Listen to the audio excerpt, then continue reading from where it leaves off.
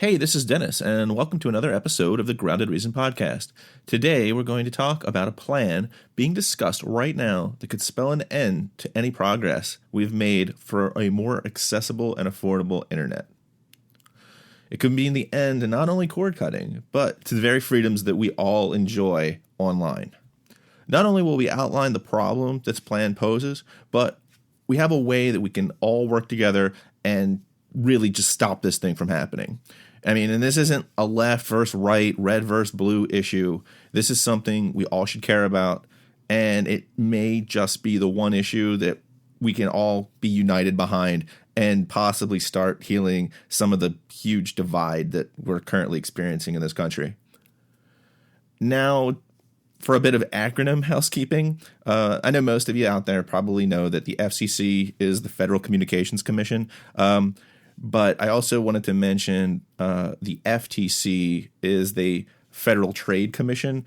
I know most may already know that, but we went a bit far in the episode using those acronyms without actually saying what they meant. All right, so now that that's out of the way, let's get started.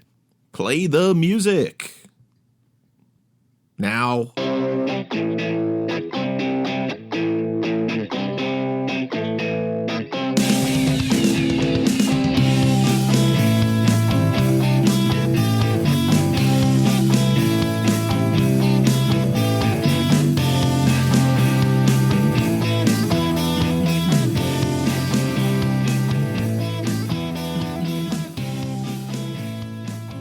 Okay, Joel, it's one of those episodes. Are we going to be serious again? I think we're going to have to be serious on this one. George Lucas impressions this time. Well, I guess that's okay. That's yeah, right. the people will be happy about that. But I was hoping after the last one that like we would have like a jovial, like, oh look, there's more products to review. I know. CES can buy again. Could they do it again? Can somebody put out some? Because I really wanted to talk about the Air TV, which I'm enjoying. Sure. But I can't because I have to stop reading the internet. Yeah. Because I hear these things and it drives me insane. Which is kind of difficult because this is a podcast about the internet. I know. So I have to, but I don't know. Well, don't want to leave everybody in suspense. Remember a few weeks back we did episode 21 about a gentleman by the name of Jeffrey Eisenach, who is on the transition staff for the new administration on the FCC transition staff. And we talked about how he wrote a paper about how the FCC is going to be, like, he wants it to go to the FTC because, well, in some background, you really should go. I'm a big fan, even though we did that episode. Yeah. I thought that's one of our stronger episodes. Yeah. Like, I do like, if I do say so. I do say myself, not to brag or anything. But it actually seemed like we got to some good stuff in that. So yeah, so it's 21. And we kind of go into, what's the possibility of the future of net neutrality and FCC and what's going to happen under the new Trump administration.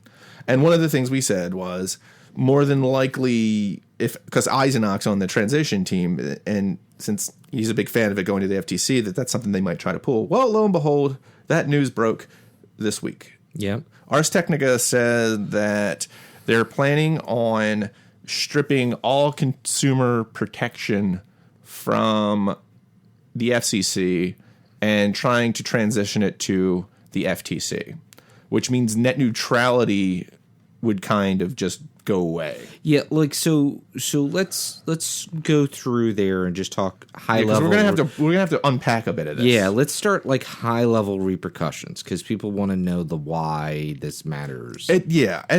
So first, I mean, we've talked about net neutrality here and there, and really the rules the FCC put in place have to do with the authority that an internet service provider has over the data or type of content that is passed over their networks. So when the FCC enacted back in 2015 the open internet rules, these rules are, and there was a huge like dust up over it, do they have the authority to do this? And like they were coming up with, it'll choke innovation and all of these all sorts of stuff, business reasons on why it's bad. But the rules here, and I'll let you hear the rules. You can judge how bad they are for yourself. That no company or government entity can block content unless it's illegal. Right. They can't throttle any content unless it's illegal. And no paid prioritization, which means if I have a big pay for play. Right. I have a big corporation, I have a certain type of content, I can't pay Comcast to favor my content or service over anyone else. And I think I've listened to like people who are against net neutrality say that that's a bad thing, and I'm still trying to scratch out my head why. I've not heard of what I think is a sound argument for why. They say, I mean, I've heard the argument that if there's paid prioritization, then companies can just kind of go in, and if they have like some kind of special service, they can go. And I've heard people use like live sports, and I was like, well, I can watch live sports on Sling TV right now. So the big argument that people are making there, and then I think we should backpedal and get to the why this change from the FCC to the FTC. We will. But the big argument people are making there is the idea of tiered pricing, right? Like, so for certain things, I can, if I own the pipes, right? Yeah. The series of tubes. The series of tubes. Then I can charge whatever I want, and I can try and meet the demand curve at various points because I know people have different, or companies have different means, so I can charge them, segregated pricing.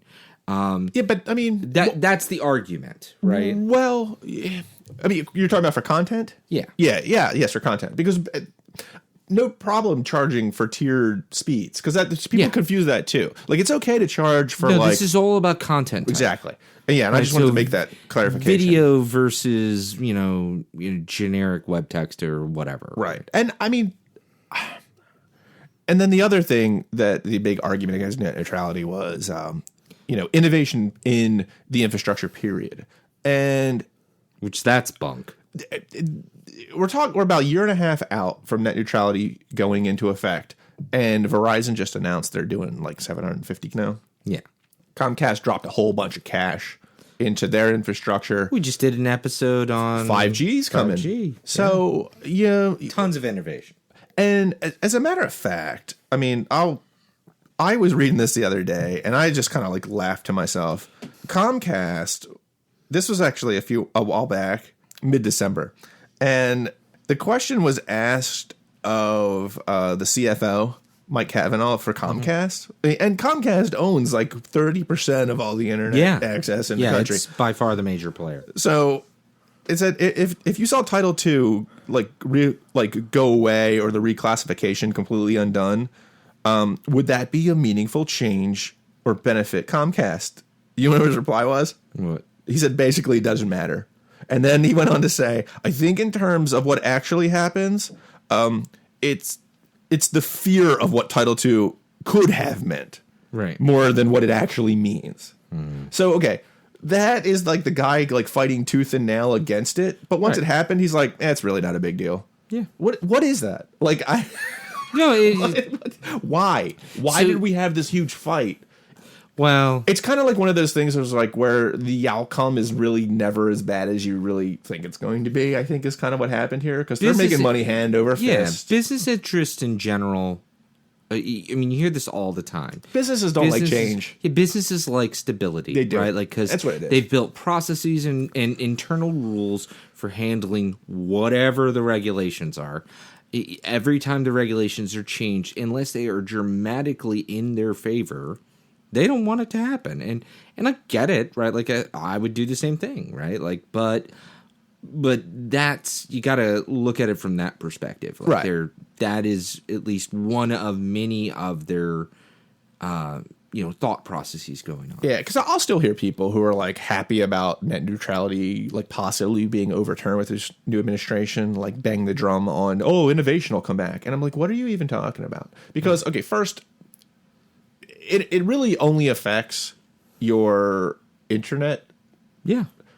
not your like services on it. No, those would still be regulated by the FTC. Yeah.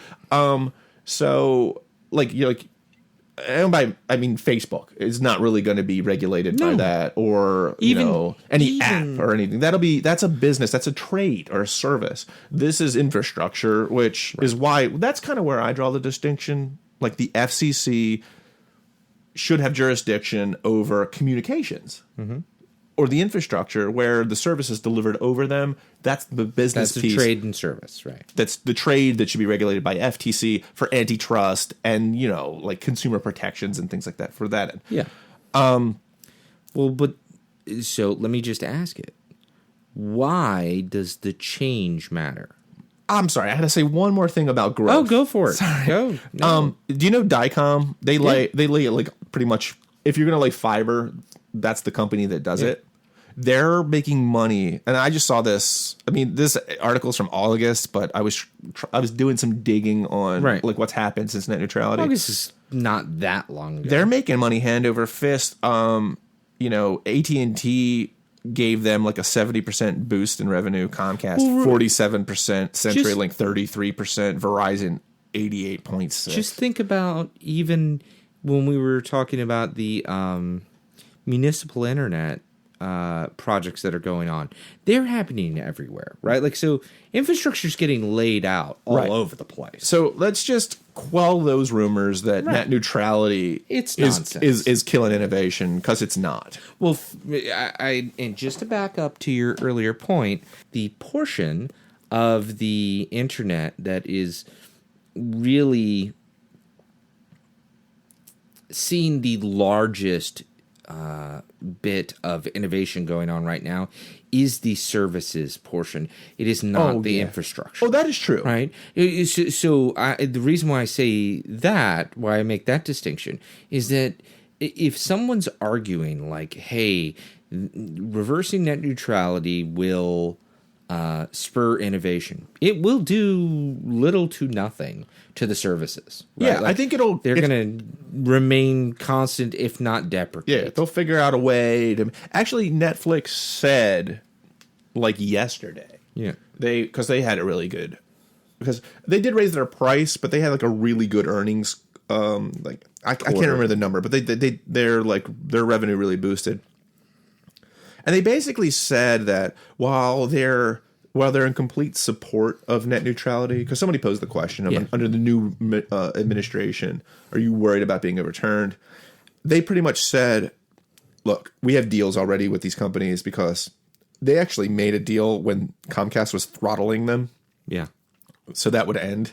Mm-hmm. So they've already, basically, they have enough money to where it doesn't matter. Well, they'll be able to, because they know they'll be able to pay for it. They got a couple of things going for them, right? One is they've got almost certainly most of the providers they're dealing with, they've got long-term contracts locked in, right? Yep. Then on top of that, they've got a fair amount of pricing power where they can build in like any differential pricing that's forced upon them. Right. It will just hurt in customers, right? Consumers will be hurt. That's where it'll not. Well, that, and you'll probably, I mean, if you're doing stuff like paid prioritization, where you're going to give companies the ability to, me first, to basically buy like a me first pass. Yeah. Netflix can afford that, and Netflix. If I'm running Netflix, I'm buying. They will, right? Yeah, because at that point you can use your existing capital to push out any new company that wants to enter that realm. So that's what you're talking about. It's actually not that bad for them, because Netflix is a fairly established company, right? And that's what people forget at this point. Oh, Netflix has been around since 2004. around there. I can't, somewhere, Ish. 2000. Yeah. Right. But something like that. So they're a fairly established company, right? Like, it's really the smaller companies. The irony of the argument is that's what kind of will crush innovation. Yeah. Because you'll see less startups because they're not going to be able to, they won't be able to pay the cover price. Well, and this is what that's actually a very good way to think of it. And part of what we were talking about last time is that the overall market will become more oligopolistic. You'll end up in a situation where you'll have whatever the number is, 10 firms that are really, managing most of the content. Because the 5 firms that manage all the bandwidth, are charging such a high price that only those 10 content providers can meet that price, right? So you end up with the more dull party because only so many people can pay the cover charge. Exactly. It's exactly what's going to happen. So to get back, FCC, the plan now from ISONOC, who we covered, and we said that we actually said this was going to happen, which is, it's sad, but it's also kind of like, hey, like we kind of. Yeah, but we read the tea leaves on this one. Well, yeah, which hasn't happened often. In the Trump. No. And we said this last episode that I've given up the prediction business, right? Like I don't. I'm just saying we got one right. Well, and I'm not saying it's going to happen because I don't want it to happen, but that's what they're planning, and that's what kind of broke. But they're gonna sure try. They're gonna try to move the FCC's consumer protections over to the FTC, which will wipe out net neutrality. And I see here's what they're saying. They're saying is going to happen, and I'll get to the Admiral Akbar, it's a trap, right, in a second, because this is kind of very Machiavellian when you really look at what they're trying to pull off here. And I've heard people on their side, this is what they're saying is going to do. It's going to rationalize and strengthen competition oversight and consumer protection regulation. That's what they say. They say it's going to eliminate duplication, confusion, and costs associated with multiple regulatory agencies, overlapping jurisdiction, and it's going to clarify consumer protection procedures with one point of contact, which is the FTC. Right. And it's kind of why I brought up that point about the difference between the infrastructure and the services provided. Because I agree that, for businesses that are providing a service or doing a trade, FTC, yes. Facebook, FTC, Uber, FTC.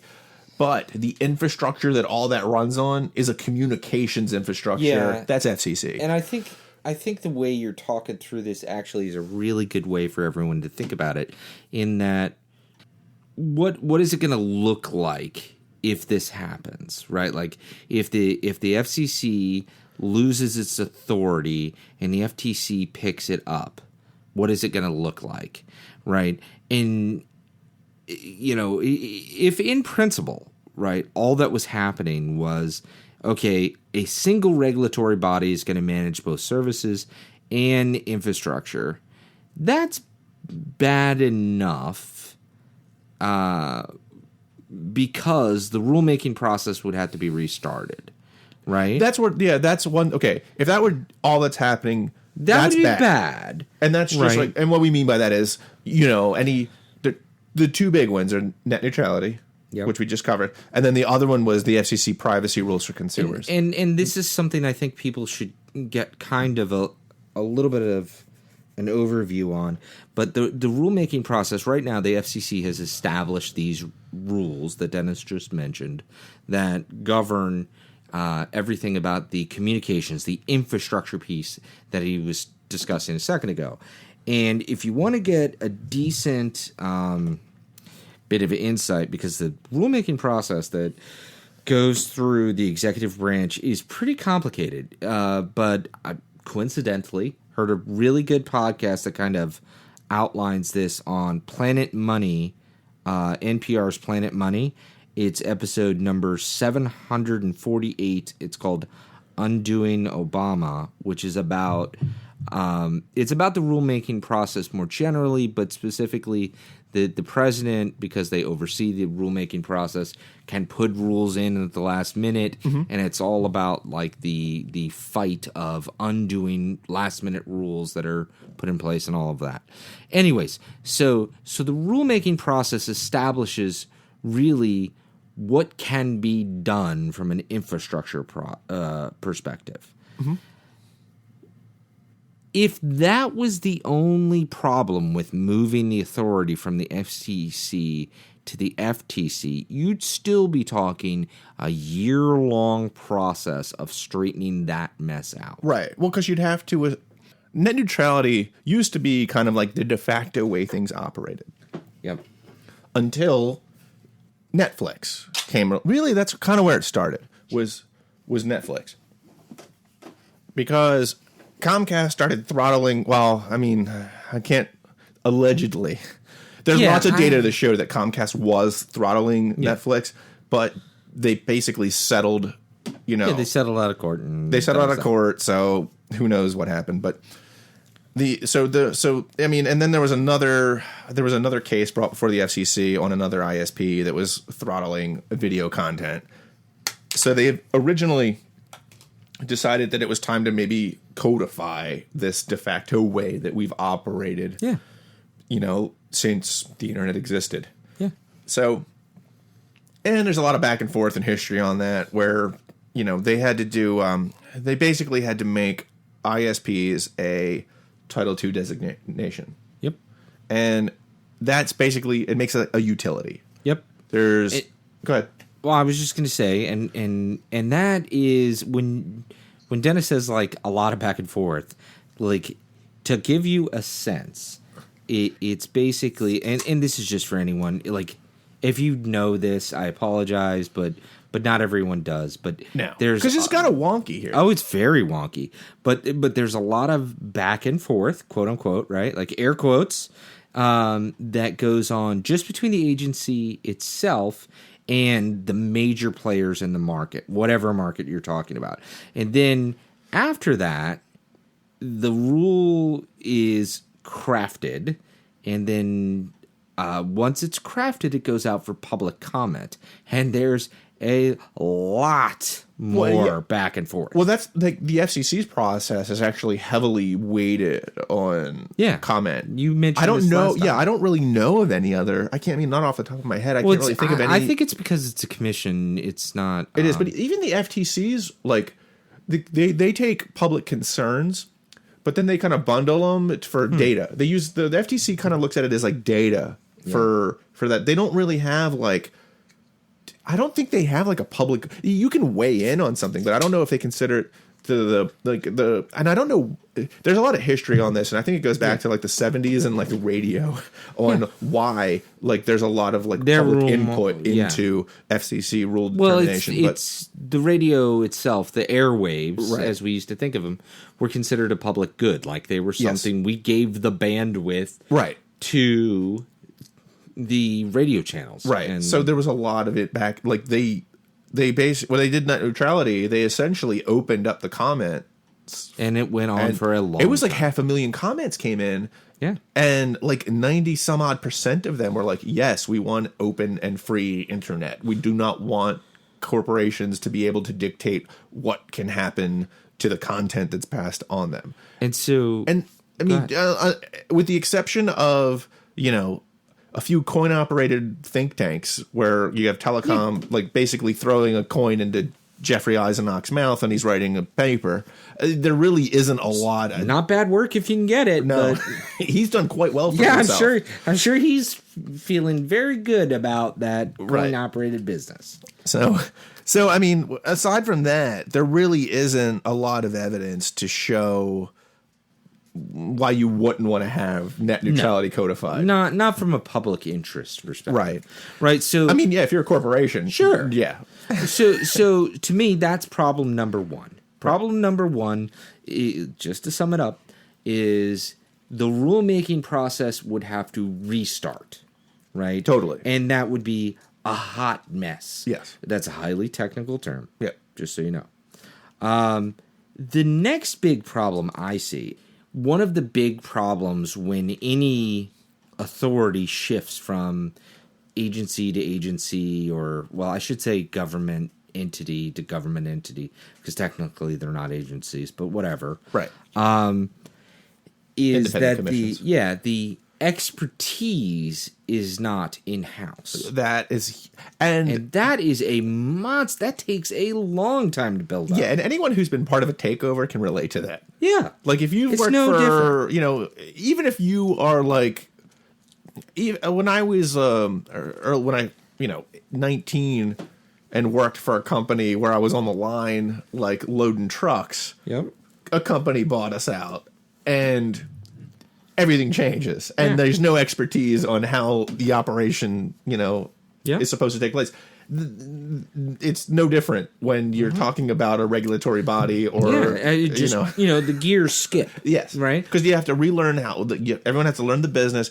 Even within the same industry, there's nuances to how things get done. Well, and again, think of the infrastructure versus services discussion we were having. Right. That isn't make-believe. That's a real thing. Like, and the two markets are totally different. Totally different. And so my point with problem number 2 and the fact that there would be, I hesitate to say no, but it would just be a lack of expertise in the FTC for handling what the FCC is currently handling. Well, I mean, the FTC, to be fair, they've... Sure. Because there are... But it's not going to be as deep. There are... and I'm going to have to use the... I cannot remember what this stands for. MOU. The... Memorandum of Understanding. There we go. Good job. There's a memorandum of understanding between the FCC and FTC on net neutrality. Because there's a little bit of history here where... I'm sure they collaborate on this stuff. Well, there was a big debate where, like, who should regulate this, and that's gone back to like 2005, 2006 when it all started. Antitrust regulation, for example, bounces back and forth between the FTC and the Department of Justice all the time, right? Just based on the particular market they're talking about, because they happen to have the right attorneys to look at whatever. Yeah. And that's kind of what happened here. It was like, what would be the path of least resistance to put these regulations in place? And that's all I mean is that if you think about it, it was decided and then it was staffed around this decision, that meaning the decision was made that at point A, whenever, in 2004, whenever the decision was made, right, that the FCC was going to handle this. And then from that point on, they hired with that in mind. Right. So their expertise has only gotten deeper and the FTC's has only atrophied. Exactly. Yeah, that's reasonable. It's like, why would you gain that knowledge if you don't have to regulate that thing? So you're going to have to ramp it up. Said what the FCC and FTC stands for? Well, at this point? I mean, sure, like everyone, like the Federal Trade Commission and the Federal Communications Commission. Yeah. So just in case people didn't know, because I can cover that on the intro. Okay, then edit that out. I might. You never edit anything out, man. I do. Well, you edit out my closing. That's because that's funny to me. I read beautiful poems to you people at the end. Nobody ever hears them. Nope, I cut them out. Nobody ever hears them. Nope, no one gets the poems. So where were we? Oh, so here's my thing. So point 1, the rulemaking process would have to start over again. Right. That's no bueno. Point 2, expertise is not in the FCC as deep, or FTC as deep as it is in the FCC. Right, so you have to ramp that up. And to speaking to the ramp up, there's a little clause in the 100 days plan for Mr. Trump where this is the hiring thing. There's no hiring. There's no hiring in federal government. So how are you going to ramp up the FTC to do this job if you can't hire? I got it. You're not. That's right. You're not. You're not. So step one, actually, that's step one of the plan, the Machiavellian plan that they've compiled here. Because one, you're not going to be able to hire. And we've kind of talked around this, but I haven't told you what the big problem here is. Oh, wait, before we get to the big problem, okay. I have one other problem that you and I haven't talked about yet. Okay, shoot. Okay, so it's like problem 2A, all right? So think about it as the FTC now doesn't have a ton of expertise in the area they're going to be responsible for. Well, and they're going to have to restart the rulemaking process. Right. Well, when I was describing earlier the rulemaking process, and I said, the industry comes in and they sit down together and they kind of back and forth, and then they write the rule, right? Well, here's the thing. The industry isn't losing expertise. So that means the FTC in this intellectual argument, and that's what a rulemaking process begins as, is going to be outgunned. It will. And I can guarantee you that if the government doesn't have the expertise, the industry... It looks bad, man. Well, that's not like that. It ends up being bad. They yield. Yeah. They yield it to the other side. They do. I think they defer. That's really what it is. It's deference. It's deference because they come in, and if you can't, come up with the argument or know enough about it, then the industry is going to win, or even contract negotiations. Oh yeah, all the time. Or contractors working for you. If the contractor has more knowledge than anyone on that employee, as any federal employee, I was a they're going to go ahead contractor for years, and they're going to be able to run it. Happened all the time, and most of the time it was benign, but in the rulemaking process, it has the potential to not be.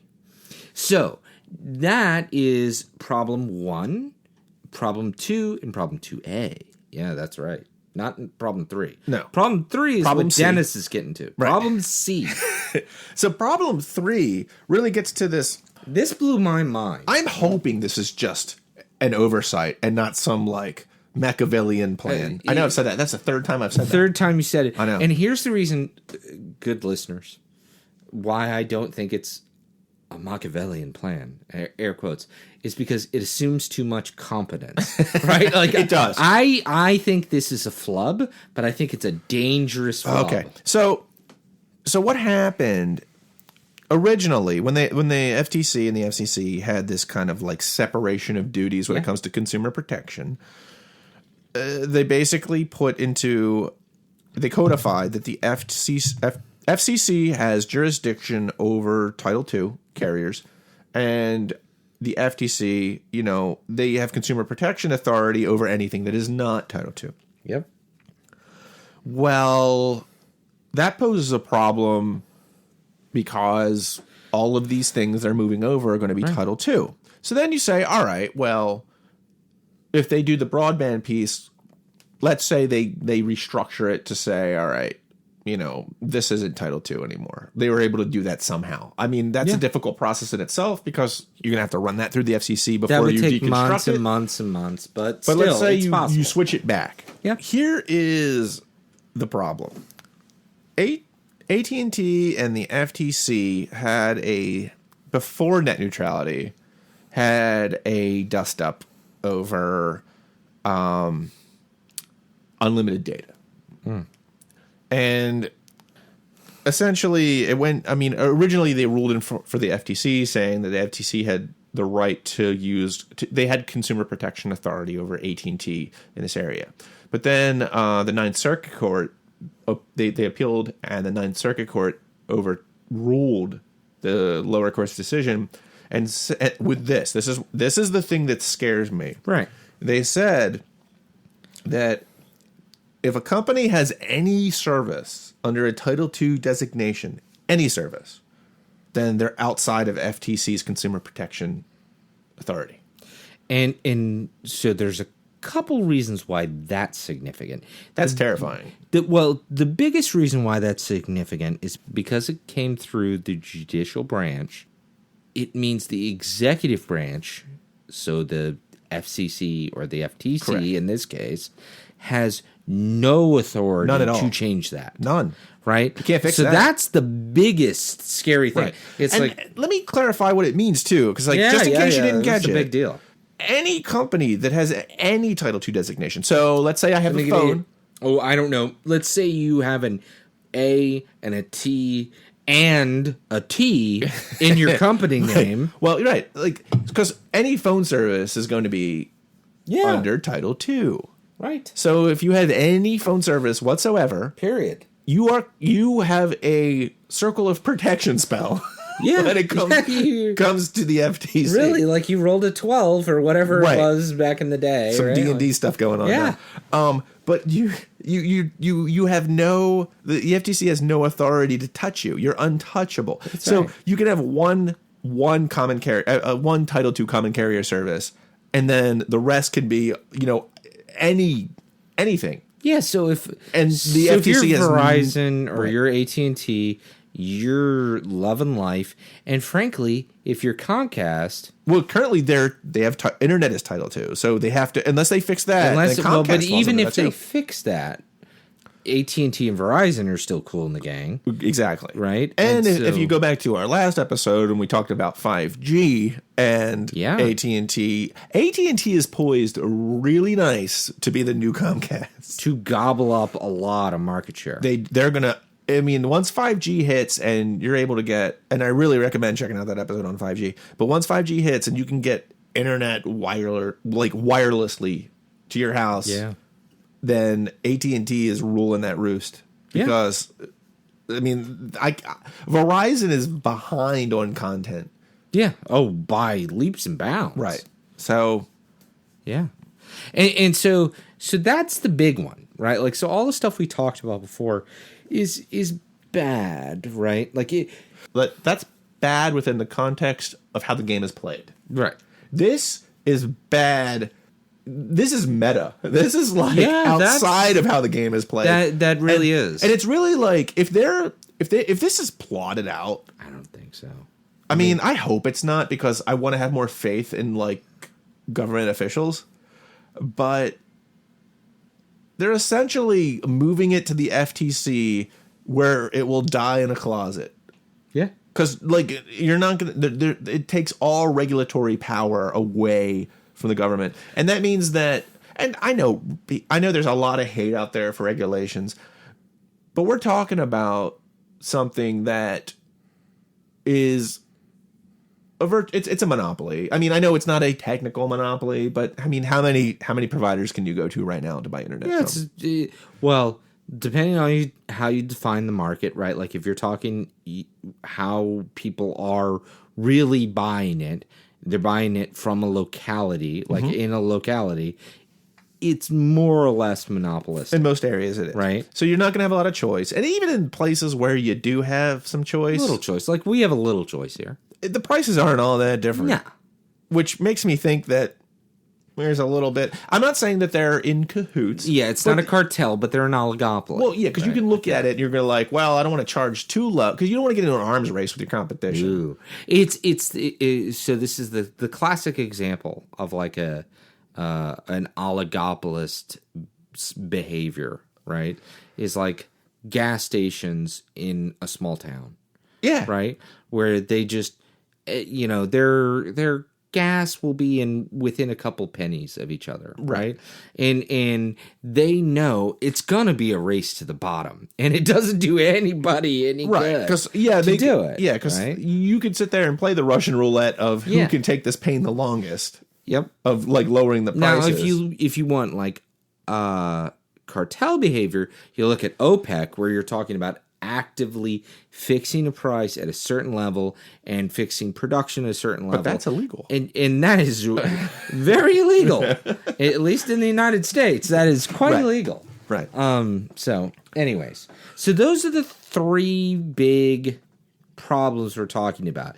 And what they are assaulting, for lack of a better term, is the idea of what we've talked about in multiple episodes of a open and free internet that the current rules under the FCC has helped to maintain.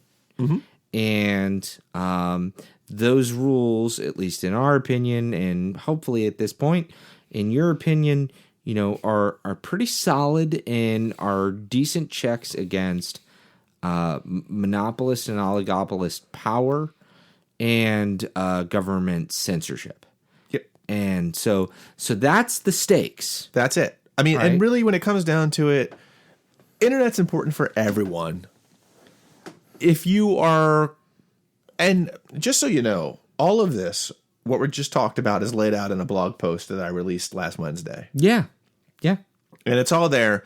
And within that blog post, there's a bit of a call to action, which I know I've never done. I really up until now, but this really is hope. really important. Yeah. And I really, like, here's the deal. There's a lot of ugliness right now going on in this country. Yeah. I mean, From all sorts of angles. and the partisan divide in this country is I know you can go and reach back to, like, I don't know, Aaron Burr, like, shooting Hamilton. Yeah. There are worse times in terms of party politics. But since I've been alive, it's pretty bad. It's the worst I've ever seen it. Yeah. And I really do think that this is something that we can all kind of come together on. Yeah, and let me give you, like, I talked about this a long time ago in our terms, right? Like, because this podcast isn't that old, but we were talking about Breitbart, Right. as an example, and I was saying that personally, my politics don't line up with theirs. I'm not a fan, right? But I would, stand on a soapbox to my dying day for their right to exist and for them to be able to speak freely about what it is they want to speak about, because that is what our country is, supposed to be about. And to me, net neutrality is the extension of the First Amendment. It does. It gives everyone a Right. voice. So yeah, and that's my point. And the reason why I use Breitbart as an example is just because it's very much opposite to my politics, but their ability to speak freely is as important to them as my ability to speak freely is important to me, right? And so this is something that I can just assume that our listeners are a spectrum of political beliefs. Oh, I'm sure. Right? Because that kind of goes to my point of this touches everyone. And that's my point. And that's why I use, an organization that I don't particularly agree with politically, but I would never want content throttled. Right. I would fight for Yeah. for Breitbart's right to say what they want to say. Yeah. Because they should be able to say it. Exactly. Even if I disagree with it, they should be able to say it. Yes. And that's what's at stake. So what Dennis has done, and please go check out the blog, even if you and I hope you do, but even if you never go back, right? Check out the blog. This article. This and article. I'll link in the show notes. But what at the bottom, I put the representative, because what's going to happen is, in order for them to make this change, to like shift this authority over, Yeah. you're going to have congressional oversight. It's probably going to wind up in the Communications and Technology Subcommittee in the House of Representatives. Yeah. Now, since the Republicans are in power in both the Senate and the House, they're pretty much going to have sway over Yeah. how this plays out in Congress. Yeah, the head of the subcommittee is a congressman. I forget his name. Walden. So, yeah, it's Walden in Oregon, and Lotta's the vice chairman From Ohio. from Ohio. And I put all of this at the bottom of the post, which I'll link in the show notes. And the reason to call that out is, one, if you happen to be listening from Oregon or Ohio, your call to the office of your congressman that's listed in this post, Greg Walden. right, And Robert Lotta. will be, 10-1 my call to my congressman In Maryland. Blue, shiny Maryland. blue. Right. Maryland. So, yeah, they're not and going not a Republican rep from it. And so you have that, and you also have the fact that, like, Oregon and Ohio, like, those reps are the chairman and the vice chairman. Right. So if you're out there, even if there's only a couple of you. And I made it easy because I put the number of every single office they have in the district there. I have a table there of everyone that's on the Communications and Technology Committee from both sides. Because while Oregon and Ohio are the most important, I have a list of every single member on this subcommittee that will have a vote on whether or not it's going to make the out of committee. And I've got all their phone numbers. So if you live, no not matter their where cell you live, phones. Let's be clear. Oh yes, yeah. You're gonna this is their office. You're phone. most likely going to get a staff member. Oh, I know you will, and the reason why I called already, and I highly recommend, if you really are passionate about this, not only call your state representative, but also call other state representatives, because that's what I did. Call all of them. No, but seriously, be cordial though. I mean, I was super polite, and here's the thing that I would recommend you do when you call. You're going to call. You've listed what, the DC office? I have both. I have their district and their DC. You should call both. I would if call you can, both because usually they'll talk to one another. Yeah, like they'll. I mean, from my experience when I was interning in one of these situations, the district office will always, like, if there's a lot of heat coming in, they will call the DC office and vice versa to see if, like, are you guys seeing this over here? Well, right. And so what I did is I called one of the representatives, and I talked to this very nice intern, and I expressed concern about this shift from the FCC to the FTC, and she was not aware of this and did not know of the subcommittee's existence and so on, and nor would I expect her to, right? Like, she's an intern.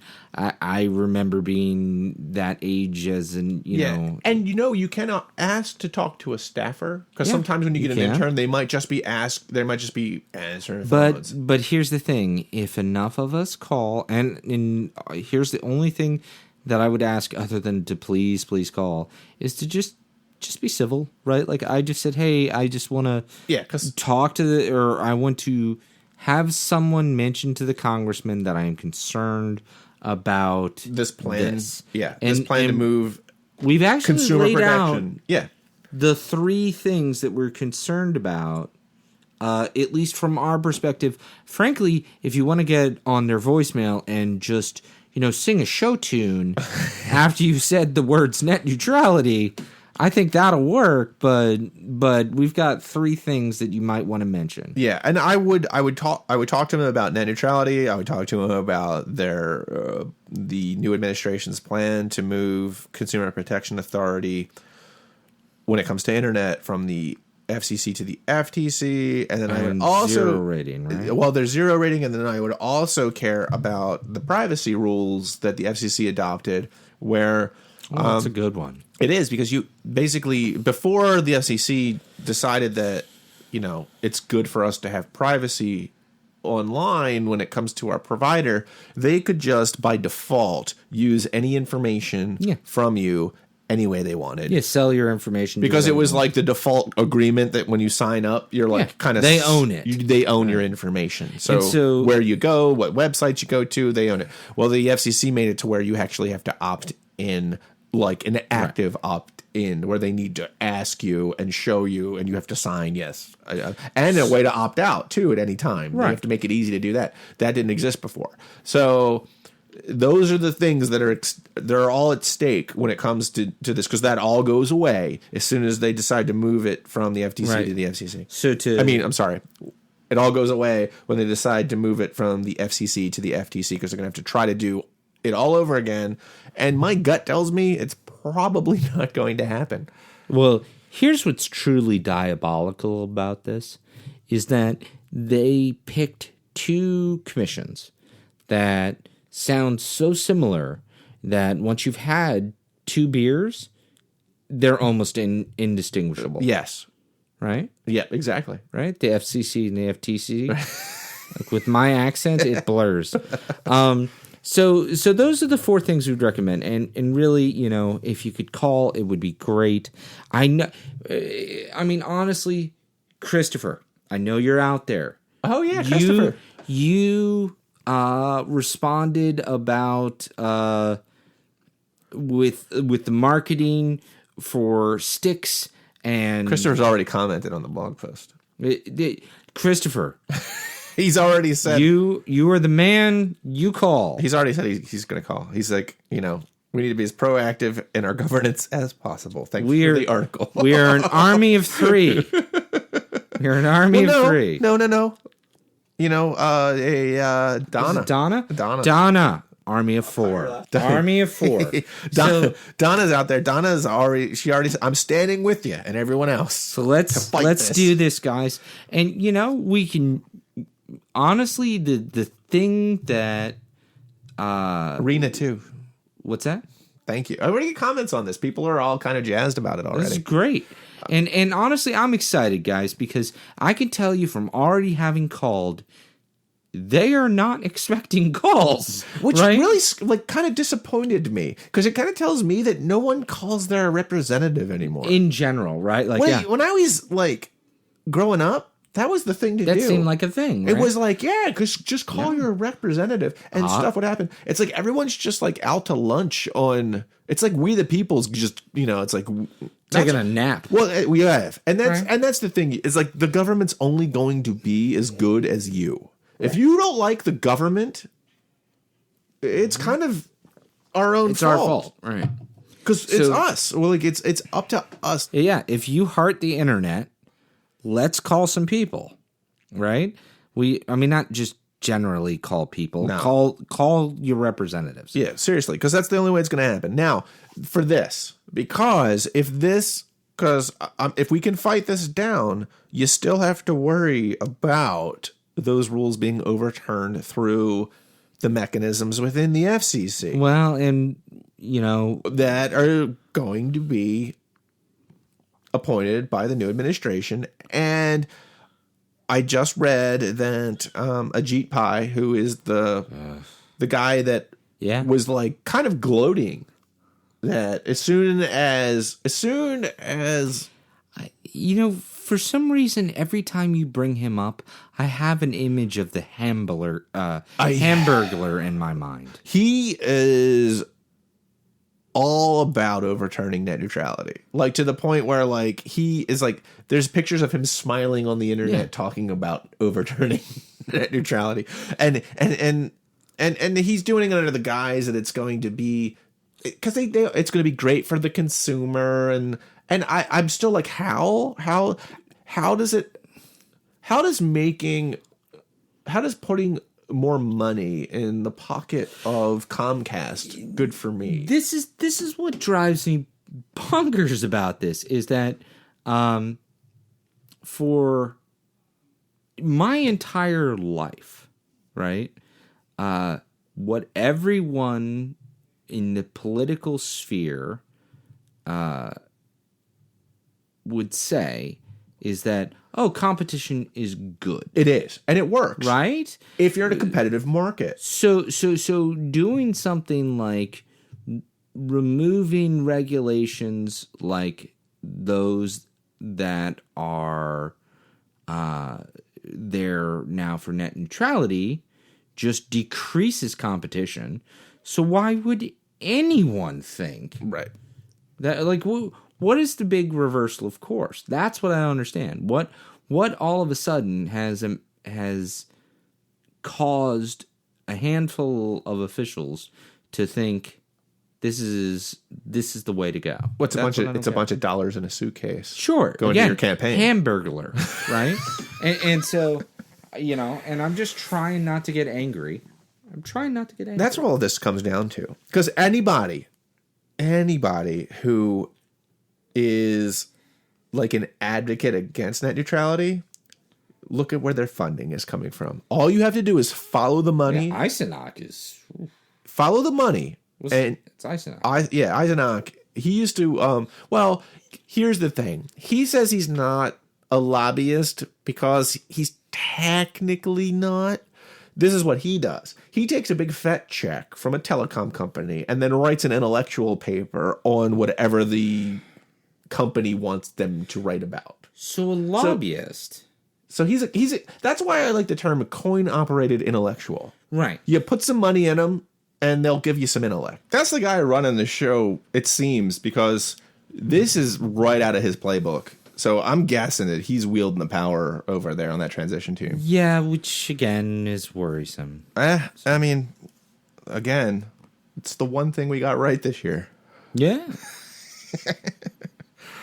So anyway, Ajit Pai is probably going to, because we were saying that this is where, you want to call your representative when it comes to the transition of power from FCC to FTC.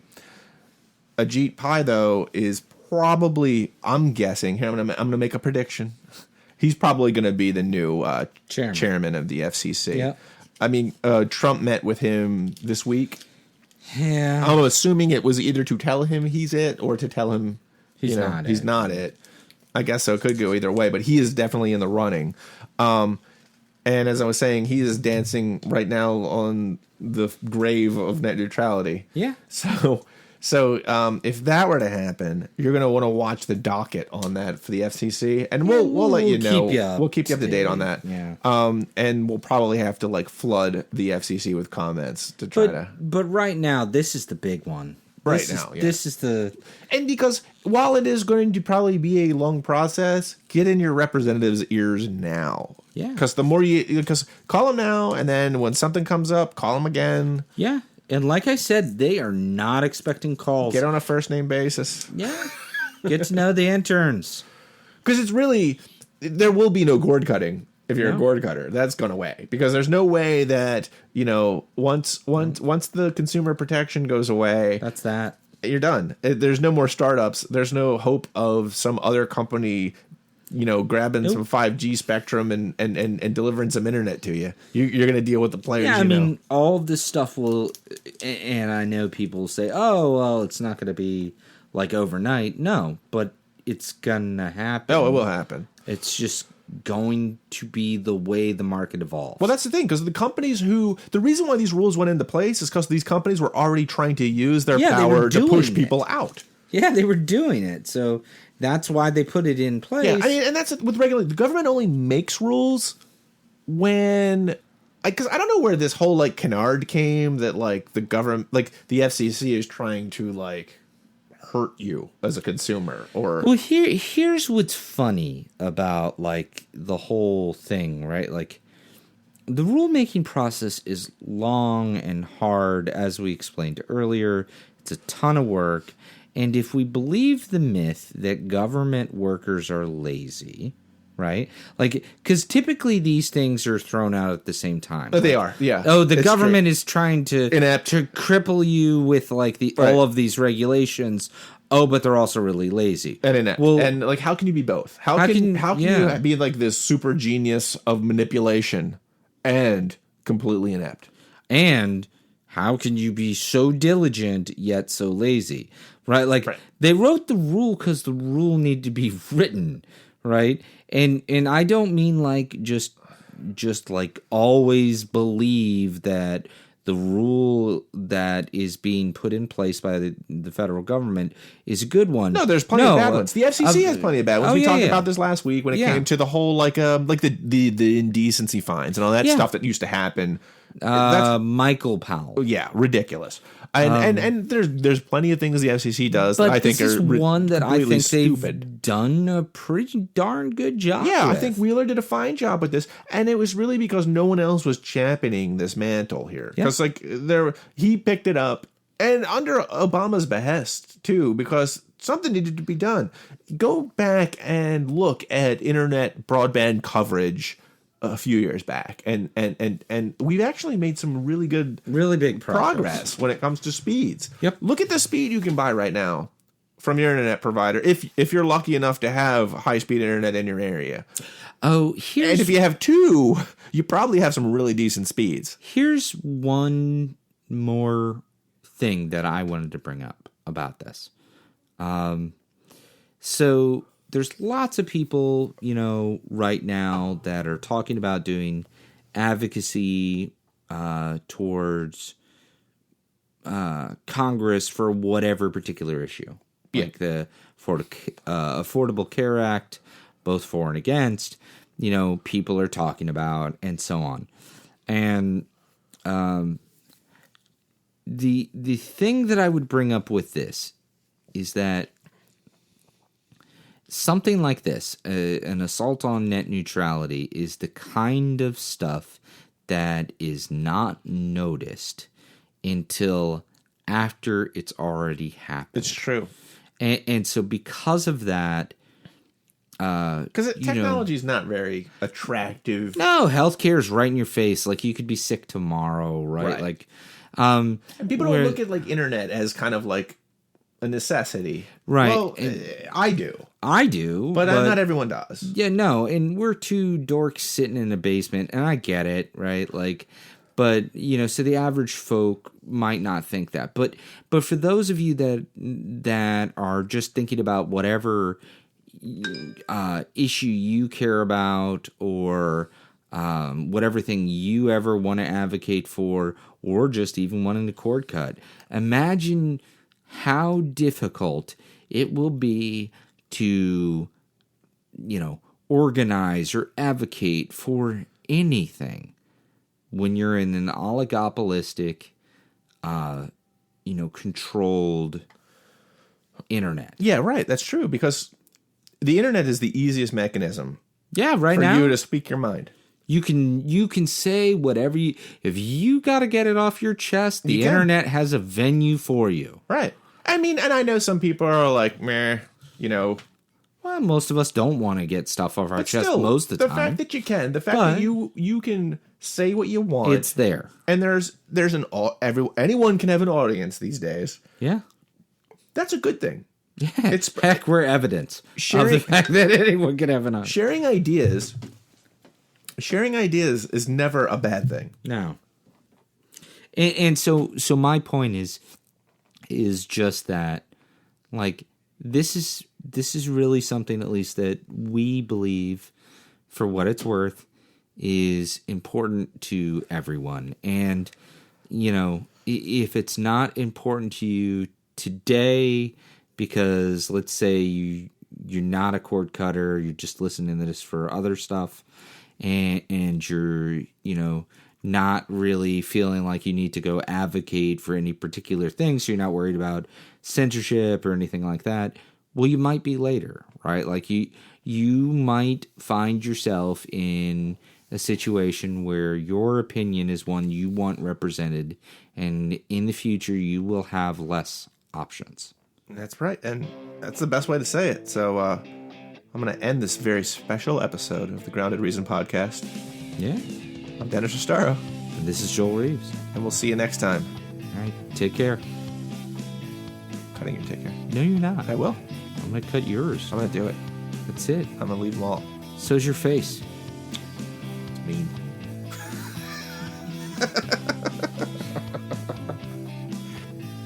So that wraps up another episode of the Grounded Reason podcast.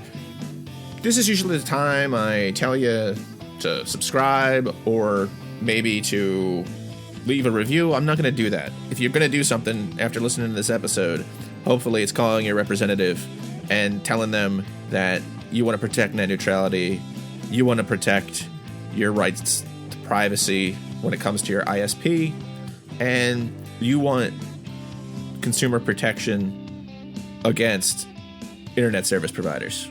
And share this. I mean, share the episode, click the link to the article that has everyone's representative listed in it when it comes to telecommunications. Share that. Just get the word out there. I mean, yeah, this could spell the end of cord cutting as we know it, but more importantly, it could spell the end of just people being able to get their word out. Because if you can't afford to compete with, big money, then you're not going to be able to put out a website or a blog or, a podcast like this one. All that'll go away. I mean, there is no way, private citizens like me or you are going to be able to afford to compete with corporations that put content out there, and because they're going to pay for the fast lane, which means everybody else, you're secondary. Basically, what I'm saying is there's a lot at stake here, people. So let's take some action. I'll see you next week.